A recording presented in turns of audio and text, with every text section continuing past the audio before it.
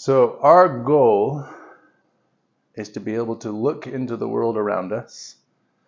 Historically, we might say humanity's goal has developed to be able to look into the world around us and see more, right? If you think of what history is the script that changes about what reality is. And as that script is changed through history, it's been changed by being informed by new notes, by things that someone noticed, one person or many people noticed that hadn't been noticed previously, that gave rise to new connections into the world, new things to pay attention to, actually, right? So I think a good starting place usually might always be metaphysically that as conscious beings that are trying to make sense of the world we find ourselves in, the major problem starts with the fact that the world is impinging us with more information than we can possibly process, right? The number of photons hitting my body, informing me about something about the exterior world, has to be processed. And I have to make up the visual, which I then say have the experience of seeing, right, from that information. Whether I make it right or make it wrong, whether I'm seeing right or seeing wrong, the way that I have to process it has to be done by me. Okay. The big problem is that I can't possibly process it all. So there has to be some selection process that decides what things I'm processing to begin with, right? There's a prioritizing process. It has to be a logic built in that gives you a way to process anything. Because there's way too much to pick from, so pick. Right? You need some starting process to know what to pay attention to in the world. And the fact is, the history of humanity, the waking up process that we've gone through, and maybe you can argue we've gone up and down through the waking up, but it's been a history that's changed how we look into the world, right? The little comparison I'm thinking of is something like electricity. We live now in a world where we see the effects of electricity. There's nobody that would be unfamiliar with at least me saying the words, the effects of electricity. All right? You might be confused about what electricity really is, like every honest person is, right? But you agree that we're using electricity. You're used to it. You're used to machines that are based on using electricity. That obviously wasn't always the case, right? I mean, and before it was the case, it wasn't that people were imagining being in a world that had electricity and just weren't doing it. They were imagining being in a different world, right? One that didn't have electricity as an option. Now, their world still had electricity as an option. The electrons still existed. They just hadn't become aware of it. And when they weren't aware of that construction, or that feature of the world, there's no way to logically take advantage of it, to look into it, to use it some way, right? To build on it. So becoming aware of the electron and the atomic structure of matter, right? And the built-in features that those atomic structures maintain is the whole quest of physics. It would become a formalized thing. We call it now physics. It reaches much deeper than that, right? And trying to make sense of the world around you.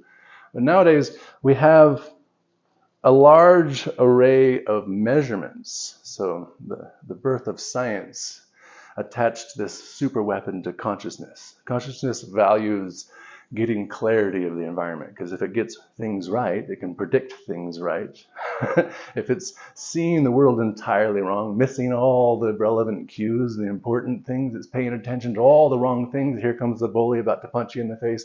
You're paying attention to whether or not his shoelaces are tied, right? You really can miss the world. All right, why am I saying this? Well, in our quest to understand the world, to understand it and be able to use more of what's around us, right? We're using the properties of things on Earth, turn it into electricity and doing things with it. We could have done that before, had we known we could. Now the question is, are there other things we can do that with? And you can restate that question slightly differently. Say, are there still features of the world that are measurably real, that we know are there, that we don't understand? And overwhelmingly, yes, right? In fact, so far in our history, we've gotten now to a point where we're leveraging science, we're leveraging measurement, systematic measurements, systematic recording of information, systematic attempts to make sense of the sets of information, right? And that's led us to a large set of constants of nature. All right? The parameters that belong to atoms. That's what constants of nature are. All the features built into atoms. And why do atoms have those features? We haven't got there yet. That's forward in future. That's where we're trying to go. We're not done with the story. Right? So what we're doing is taking all of those parameters, the speed of light, Planck's constant, the gravitational constant, the electric constant, the magnetic constant. There's 288 constants if we go all the way with the quantum chemistry. Okay? We're thinking of them as parameters that describe things that atoms can do, and we're trying to understand the stage that allows all of those actions and just those actions. We're trying to understand the stage made from those actions, okay?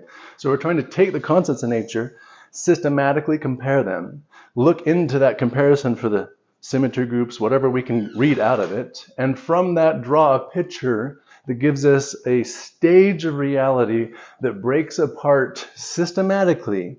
And if you looked everywhere and found all the unique ways, it could be doing one special way many times somewhere, but found all the unique ways, that would represent all the unique expressions of this stage, which should be exactly the constants of nature. They would be the constants that are expressible by a stage. All right, that's our process. We've made a lot of progress in this process. We've now got a clear pattern being revealed, and we're going second guessing, checking, trying to see if we can make the pattern even better, but it's really patterned up. I think that's the thing to really point out. This has been looked for a long time, right? Any pattern to explain any partial set, let alone the whole set, of the constants in nature has been deeply desired. In fact, years ago I published on the coyote relation, right? And it's a relationship, a numeric relationship found between the masses of three particles, okay? And is it a coincidence? Is it not? That's the whole debate, but it's a pattern. So that thing is really debated about because it's a found possible pattern. Does it mean anything is the question. But if you find patterns, that's where you lead, right? You try to look, I found a pattern. Does it mean anything? Does it lead me to more patterns? Do I discover more from looking at this pattern? So we've clearly found undeniable pattern. In fact, even if you don't know what the characters mean, you can still see the pattern, right? In the constants of nature themselves, and we're interpreting them geometrically. We're interpreting them algebraically. There's an algebraic geometric structure that this is revealing to us. This is how we're interpreting the data that we got so far, right? We have an algebraic geometric structure, which means all of the actual tearing apart, twistings, fitting together actions in the entire stage that you can minimally get to go and keep itself going, which we're seeing as being entirely informed as hyperbolic. Internally, it's the hyperbolic figure 8 knot wrapping back on itself. So it's a double cover of the Giesecke manifold, which is the minimal 3 manifold. Externally, that structure is the n hypersphere of maximal volume, falling in on itself backwards, right? So we're thinking the outside is completely hyperbolic, the inside is completely hyperbolic, they're inversions of each other, okay? And the structure on the outside has, well, all of the hyperbolic surfaces. And that's what's interacting in our entire structure of our minimal universe. But the hyperbolic surfaces are also quantized. They have many, say the charged surface, the cone and cone, has 18 different copies in itself, right? There's 18 groups available to charge, 8 available to mass, and so on. So that total grouping is what we're still trying to resolve, that picture of how the inner parts that are all hyperbolic boundaries. They could either be the cone boundaries, they could be the one-sheeted hyperboloid, or they could be the two-sheeted hyperboloid. If I get this right, two-sheeted hyperboloid, there we go. Right? Or they could be the torus, the mass boundary. Okay. All of the hyperbolic boundaries under this balanced construction that we're calling hyperbolic, with a very specific scale set in it, is the picture we're now seeing. So we're, how do I put this in shorter, more poetic words maybe? From the constants of nature, we're seeing very strong evidence that what the stage those constants are playing out on is. The construction of that stage, the one that's responsible for the properties that we're calling the constant of nature, It's simply the simplest possible stage that could be geometrically made, internally called the three manifold or the Giesking manifold, okay? Double covered on itself, so you've made a boundary like a hurricane wall, but you've also made the other side to match, and now you've got a stability, okay? So the simplest possible three manifold double covered causes the simplest possible internal stability. But when you have the internal whirling around, you have the external environment that has to counter it. And you have a different, it's out in different scale, it's external. So it counters a different way. It looks like a different thing.